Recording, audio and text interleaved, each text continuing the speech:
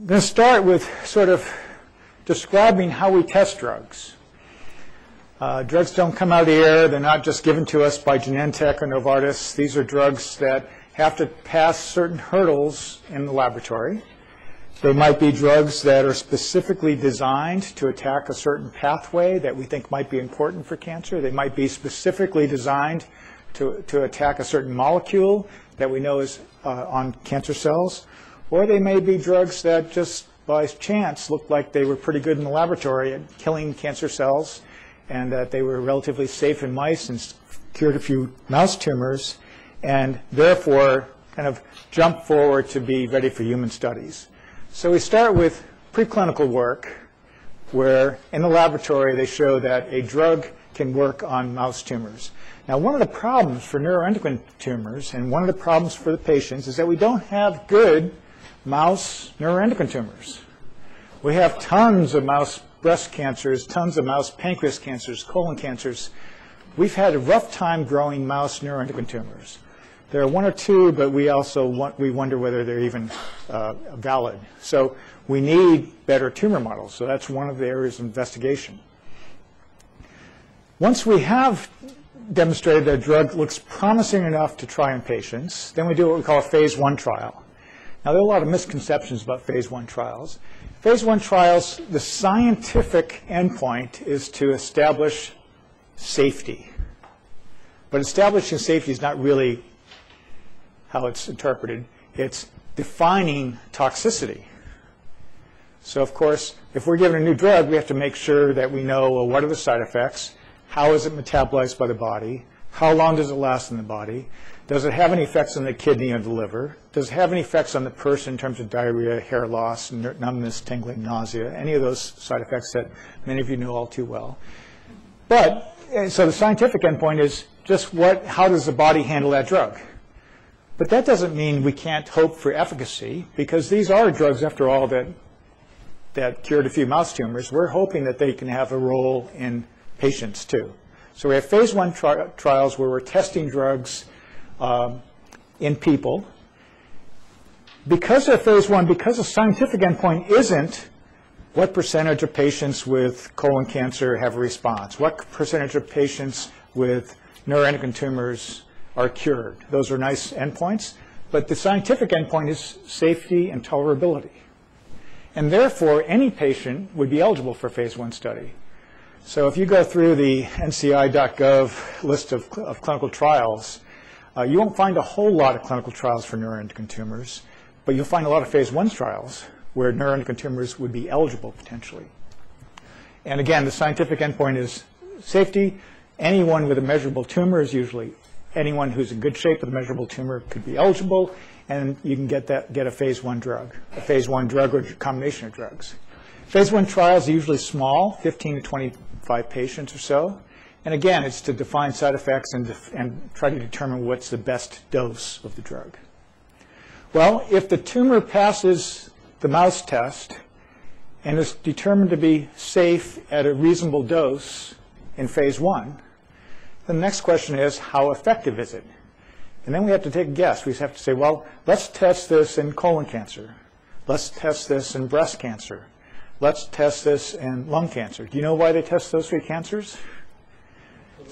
It's a big market. I mean, number 1 is a big market. Number 2, they're common. The fact that they're common means that you can test them quickly, which is not, it's one of the problems is how long it takes to do clinical trials. So you don't get too many drugs tested first in neuroendocrine tumors, although that may be changing soon. So the question then is, how effective is it in a defined population of patients? So you define a cancer. So most phase 2 studies are disease-specific. Okay, phase 2 study is asking the question, how effective is this drug for colon cancer? How effective is this drug for pancreatic neuroendocrine tumor? How effective is this drug for carcinoid tumors? Phase 2 studies are usually limited to 25 to 50 patients or so.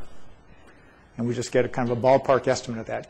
If we think that the 25 or 50 patients here did okay, we think that the drug looks reasonably effective, then the next phase of study is to say, well, how does that compare with the standard treatment? So we've already established safety. We've established that it does work for some patients. So we think it works for enough patients to take it to the next step. And this is the one the FDA likes. It's a phase 3 study.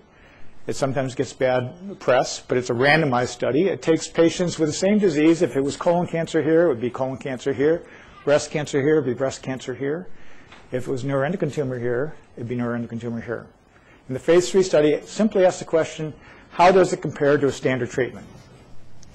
Now, it may be that the placebo is a control, which is to say that if you have a disease for which there is no standard treatment, then it's perfectly ethical to randomize between drug X and a placebo. If you have a disease with an accepted standard of care, then oftentimes what we'll do is we'll say, what about the standard of care plus placebo versus the standard of care plus drug X? And then at the end of, well, this study might take 200, 500 patients. You can see that that's a limitation already when you saw the numbers that Dr. Visser was showing you of surgery studies for pancreas, for neuroendocrine tumors with 20 or 30 patients. It could take 200 to 500 patients to do an adequately powered, statistically significant phase 3 study. Now, what I didn't put up here is time. This study might take 6 months. It could take a year and a half.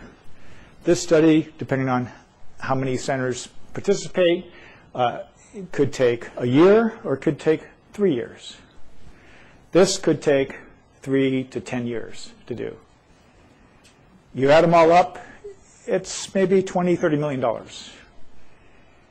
And then ultimately, if this one's positive, the FDA says thumbs up. Okay? So that's the process that we go through in clinical research to try to get a drug approved. I'd be interested in Dan's process for getting procedures approved is much shorter than this, but this is what it is for drugs.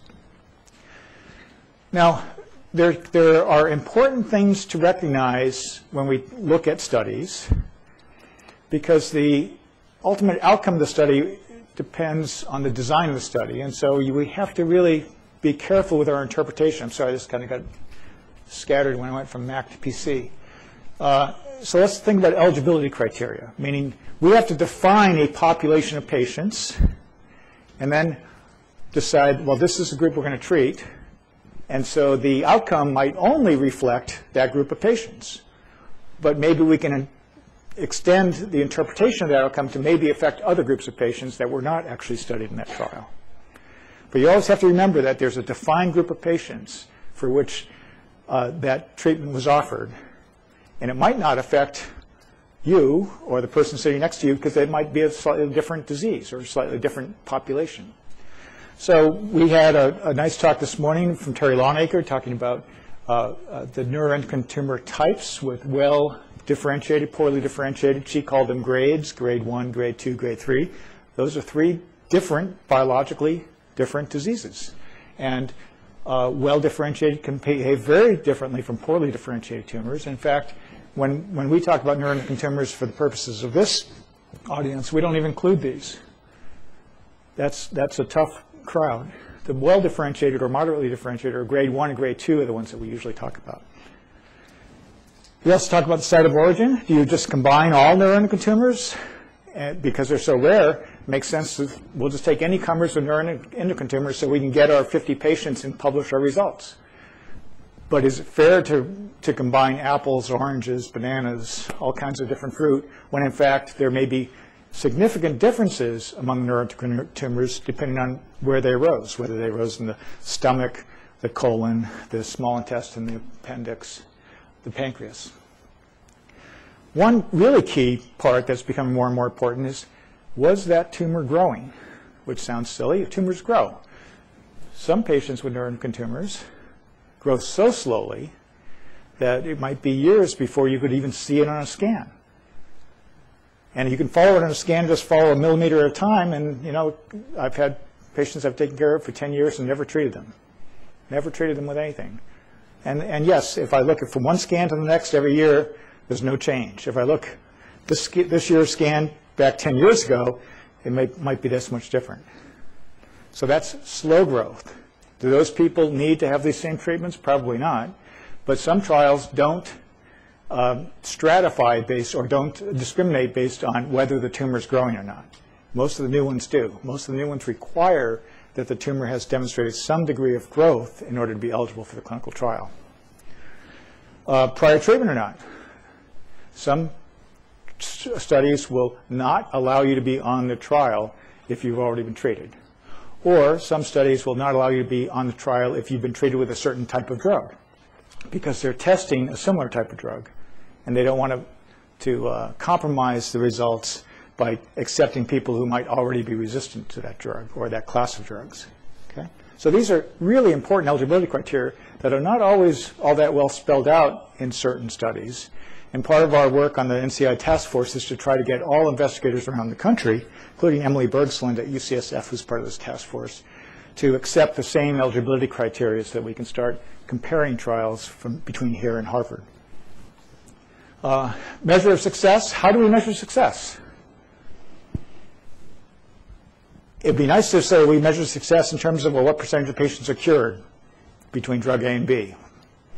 Well, cure is a forever word, and it's not quite right that oncologists have trouble saying cure. It just doesn't roll off my tongue as often as I'd like it to. Cure is a forever word. We like remissions, so what's a remission? A remission means that the cancer's disappeared from view. So a complete response is a remission. That's wonderful. We can no longer see the cancer. A complete response that lasts forever is a cure. But that's why we don't talk about cures right up front. We're aiming for remissions.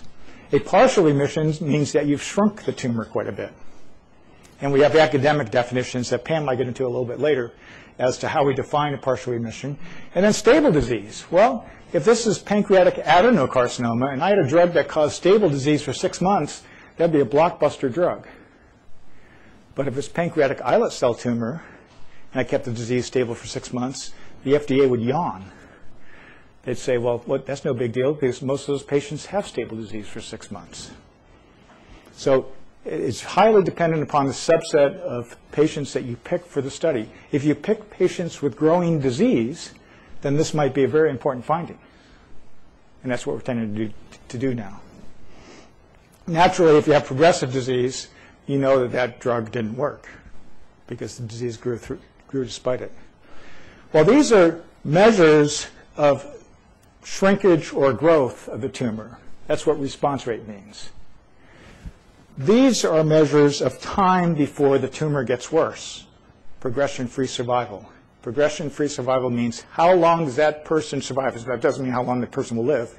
How long a time will that person go before there's evidence on a scan that the tumor has progressed? Okay? Very simple concept, but hard to measure, particularly for slow-growing tumors. You need a longer time to watch for a slow-growing tumor. Okay? Overall survival. That's an easy one to measure. You're either alive or you're not. And if you're not, that's a data point. If you are, you're a data point. It's binary, right? That's the gold standard. For neuroendocrine tumors, it's very hard to do that because we've got to wait 15 years to do the study. That $20 million study now costs $50 million because I've got to employ data managers longer than my career will last, because you have to study people over a long time if you do that. Now, for pancreatic adenocarcinoma, we can get those results in a matter of just a couple of years because the survival is so poor. So it all depends on the type of tumor that you're measuring.